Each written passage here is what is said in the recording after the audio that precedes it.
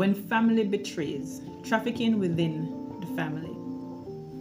Welcome back to the channel where truth is spoken, healing is honored, and growth is the mission. Welcome to Family Focused, the Healing the Roots movement. Today, we are talking about a dark, often hidden reality. Children being trafficked within families. Yes, within families. This is when a wealthier family member takes a child from a poorer relative, ostensibly, to provide a better life. On the surface of it, it may look like charity or care, but the reality is far more sinister.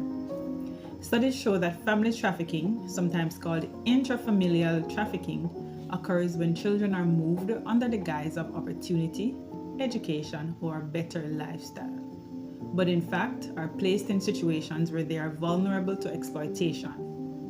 In some of the most extreme cases, the child is exposed to sexual abuse, emotional neglect, or forced labor. Imagine a child taken from their home because a wealthier relative claims, "I can provide for you." What they may not reveal is that the patriarch of the family has a history of sexual predation. The child is isolated from their family and the community, emotionally neglected, and often silenced by threats or confusion.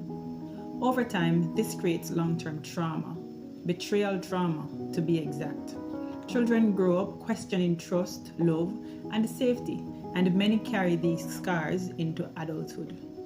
Research in trauma psychology shows that betrayal by a caregiver or family member can be one of the most damaging forms of abuse. It undermines a child's sense of self-worth, safety, and even reality. Emotional neglect, where a child's feelings, needs, or experiences are ignored or dismissed, is as damaging as physical abuse, especially when coupled with sexual exploitation. This is not just a story of money or opportunity. It is about power, control, and the abuse of trust.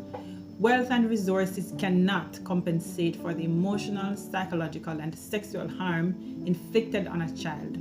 The child may appear to have a better life with material comfort and opportunity, but the trauma leaves deep, invisible wounds that often last a lifetime. It's also important to note that perpetrators often rely on the reputation and influence of the family to keep abuse hidden. Victims are frequently told they are lucky or chosen and made to feel complicit, creating confusion and shame that make it incredibly difficult to come forward. So what can we do as a society? Awareness is the first step. Understanding that trafficking doesn't always look like strangers in dark alleys. It can happen in luxury homes, at family gatherings, and under the guise of care. Protecting children means asking difficult questions, listening to their voices, and holding perpetrators accountable, no matter their wealth, influence, or relation to the child.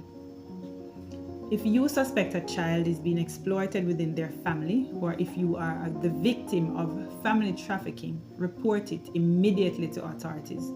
Do not be afraid, or organizations that specialize in child protection. Education, vigilance, and advocacy can save lives. If this message hit home, it's not because you're broken, it's because you're waking up. And healing begins where awareness starts. If this helped you, like, share, and subscribe. And let's keep healing one truth at a time. Healing the nation one child at a time. Also, check out my Amazon book recommendation at the end of this video for more resources on healing from trauma.